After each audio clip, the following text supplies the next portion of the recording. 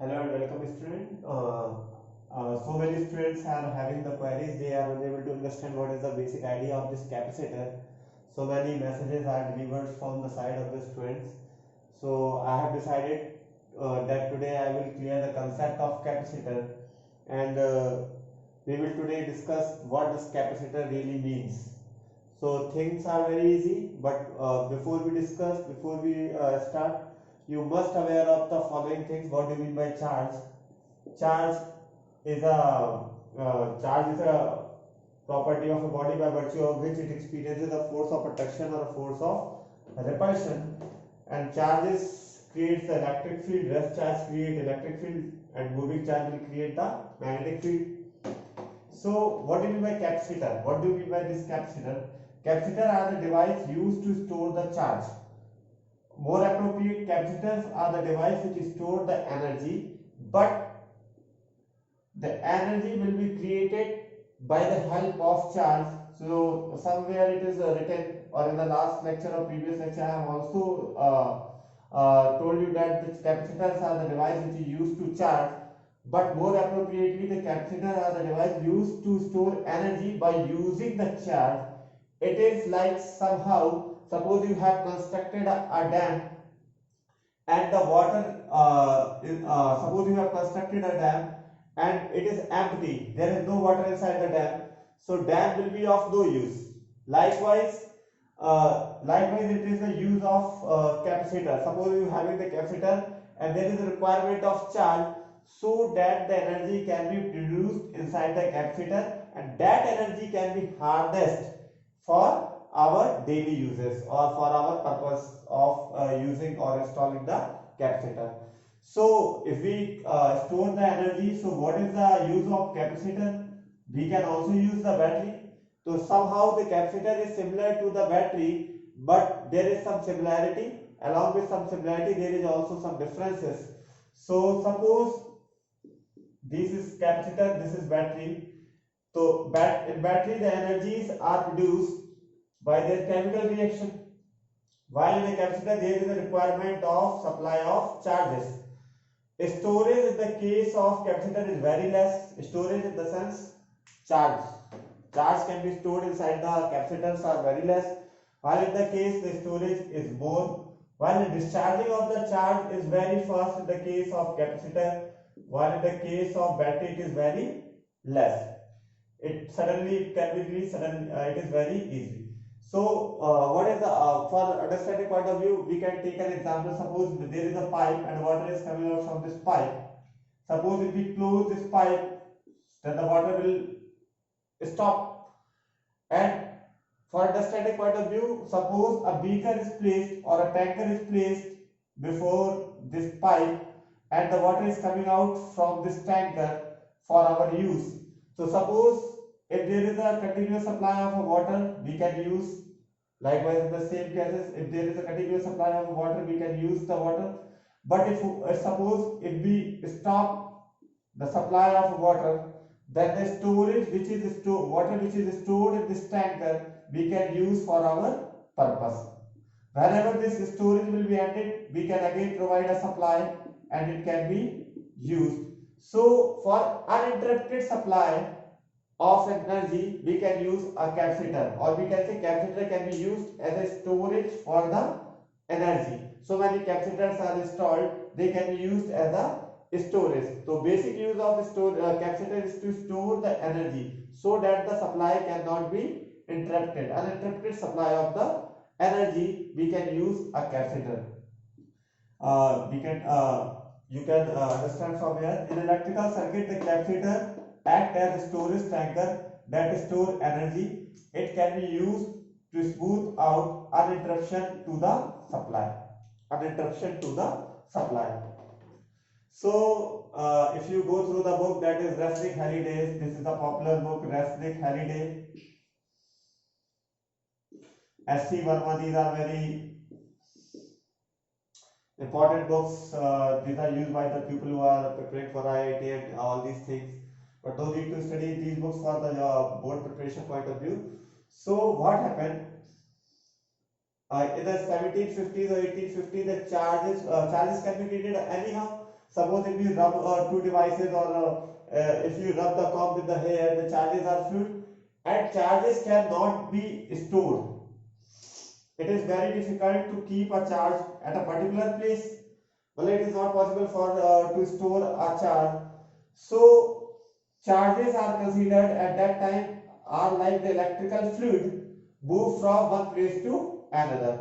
What does people assume at that time? That the charges are like the electrical fluid that are moving from one place to another, and device used to keep or store charge is a Leyden jar. You can go through this internet. What do you mean by Leyden jar? Is a place in Holland where there is a scientist who is doing a research to store the charge. He is observing by storing a charge, and he is observing the phenomena what will happen. So it is they introduce a device that is known as Leyden jar, which is used to store the charge. So what happened? They are basically this is a device like a beaker where they used to store a charge, and the beaker is placed over the insulator. So what happened once, and so many conductors are inserted inside the charge. Two conductors are suppose inserted inside the charge. Suppose this is a beaker, and this is like experiment. This is a conductor, and this is used to store the charge where the charges are placed, and this is insulator. Suppose here the static generator is placed, which produces a charge, and this store the this is a Leyden jar device which is used to store the charges. And this device charges are stored, and this is a conductor which is placed over this Leyden jar devices. So what happens once while observing this experiment, what does this scientist does? He has hold this glass-like devices in his hand, and a great amount of shock he is observed. बहुत ज़्यादा shock लगा उसके हाथ में, अचानक से बहुत ज़्यादा स्पार्किंग हुई, और ये एक तुक्के में he introduced something into the new physics world, that is the uses of static charge. Uses of static charge. He used the property of static charge can be used in a device, and he used the property of this static charge as a storage device which can be used to generate a large amount of sudden energy. Because what happened, this can be understood by using this principle of capacitor. So here we will discussing the principle of capacitor. So I think you people must be aware of somehow what is a capacitor mean, and what is the principle of what does, how can we use this capacitor. So now we will study what is the principle of capacitor and how does it work. So basically what happened, suppose suppose we having a two devices, one is positively charged and one is negatively charged.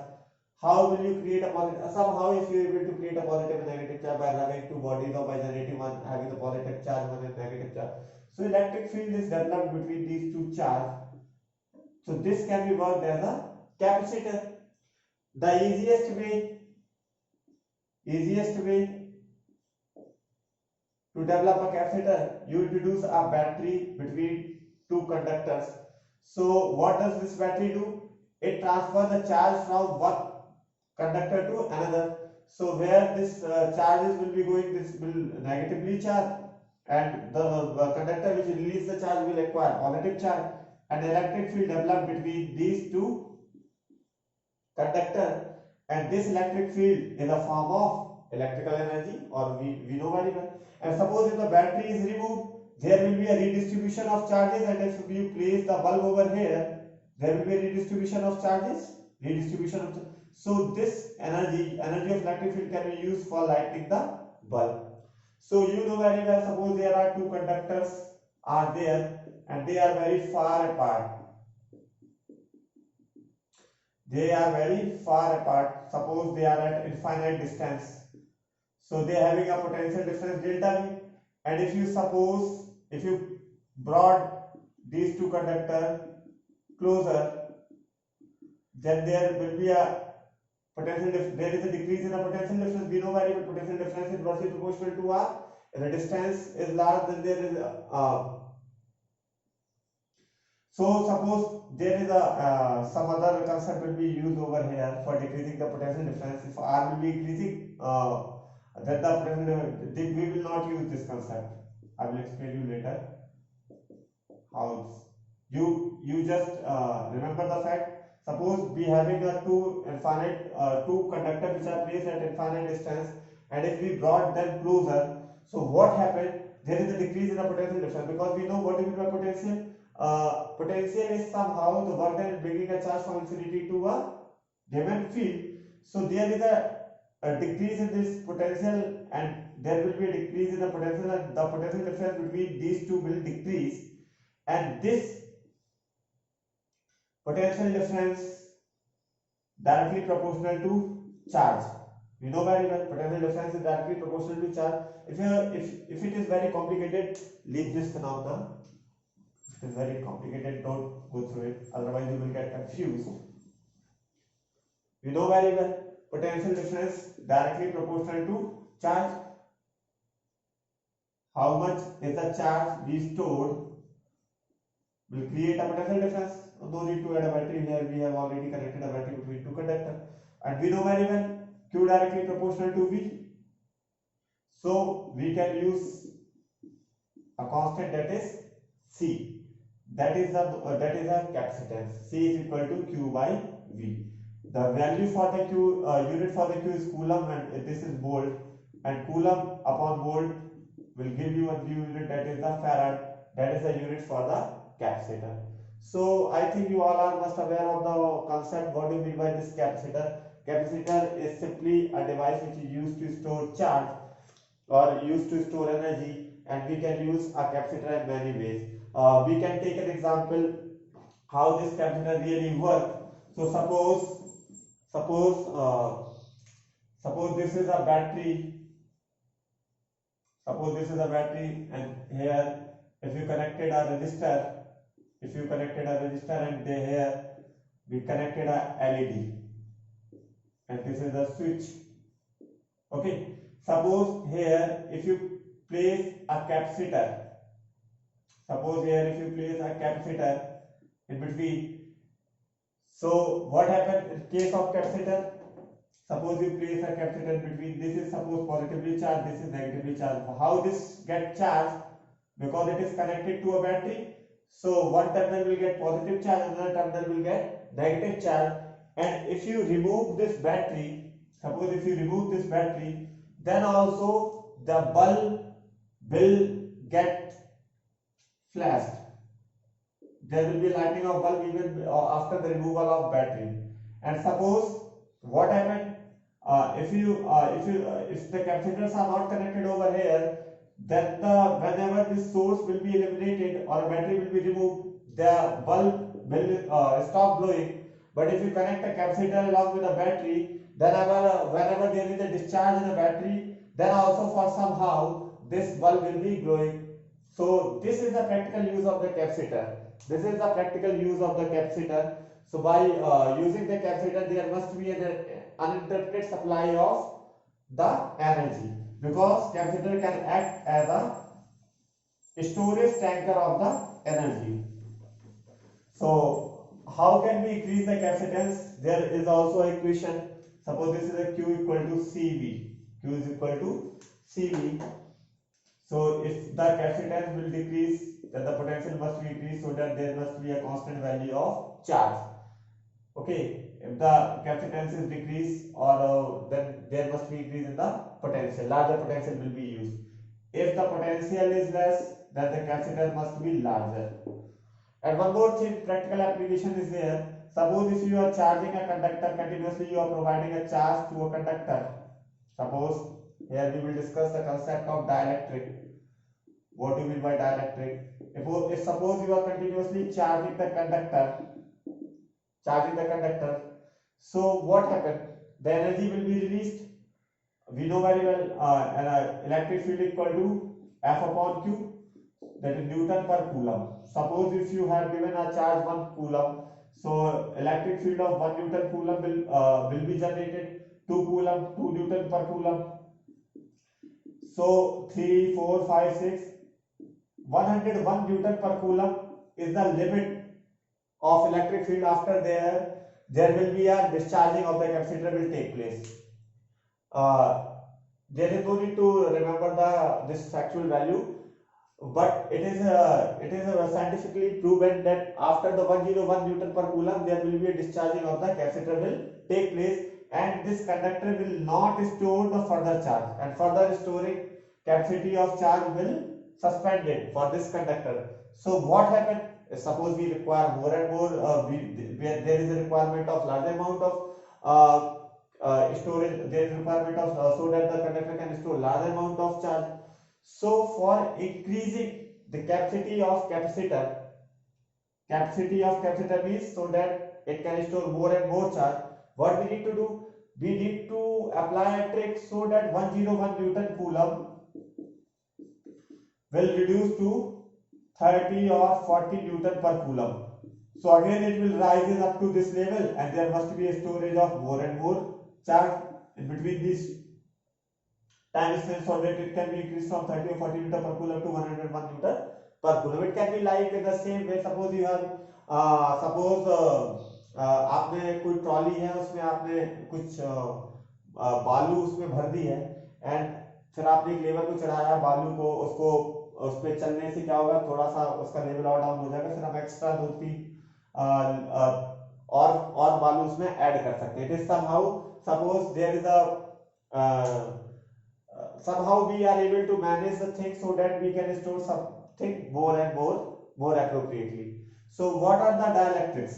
Dielectric are the things which we introduce between the conductor or a capacitor so that its capacity can be increased. So if you go through the last previous lecture, what do we mean by dielectric? Dielectrics are the insulator. Dielectrics are the insulator which are kept inside the parallel plate capacitor, which are kept inside the parallel plate capacitor, so that the internal electric field is set up,